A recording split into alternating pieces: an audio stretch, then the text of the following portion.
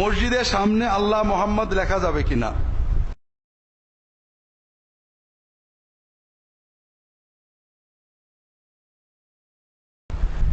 কি জন্য লিখবেন? আমাদের মাবুদ একটার নাম আল্লাহ, একটার নাম মোহাম্মদ, নাকি? ঠিক না? আসলে এগুলো ঠিক না। যদি লিখতে হয়, প্রথম কথা হলো কেবলার দিকে কিছু লিখতে নেই। অনেক উপরে যেখানে নামাজে নজর দেয় না লিখতে পারেন লা ইলাহা ইল্লাল্লাহ একদিক লিখলেন, মুহাম্মদ রাসূলুল্লাহ লিখলেন, আল্লাহর পরিচয় থাকলো, মোহাম্মদ সাল্লাল্লাহু আলাইহি ওয়াসাল্লামের পরিচয় থাকলো, এটা ভালো হয় না? এইটা হলো ঠিক। আর সামনে কিছু না লেখা উচিত। লিখলে পুরো কালেমা লা ইলাহা ইল্লাল্লাহু মুহাম্মাদুর রাসূলুল্লাহ এইভাবে লেখা উচিত। মেহরাবের সামনে মক্কা মদিনার ছবি রাখা যাবে কিনা? আমার এখানে ছবি দেওয়ার জন্য অনেকেই পাগল করছিল, আমি করিনি।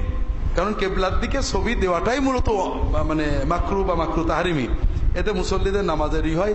আর আমরা বললাম না মূর্তি পূজারি হয়ে যাচ্ছে, এখন ছবি পূজারি। আগে তো রাসূলুল্লাহ বলেছেন প্রাণীর ছবি রেখো না, পূজা হবে।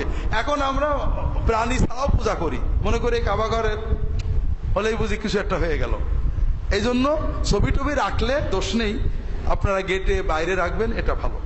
কাপড়ের জাই নামাজে নামাজ পড়া, এই জাই নামাজের মাঝে মক্কার ছবি থাকে, কাবা শরীফের উপর পা লাগলে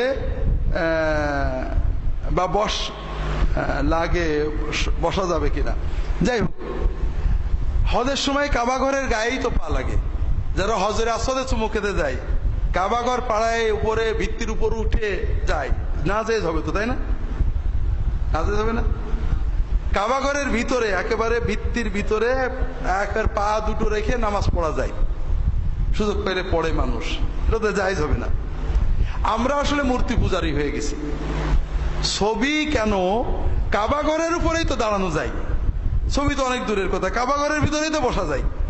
তো এই জন্য ছবিতে পা লাগলে কোনো দোষ হবে না। কেউ যদি কাবা ঘরের ছবিকেও অপমান করে তাহলে সেটা অন্যায় হবে, কিন্তু পা লাগার কোনো দোষ নেই।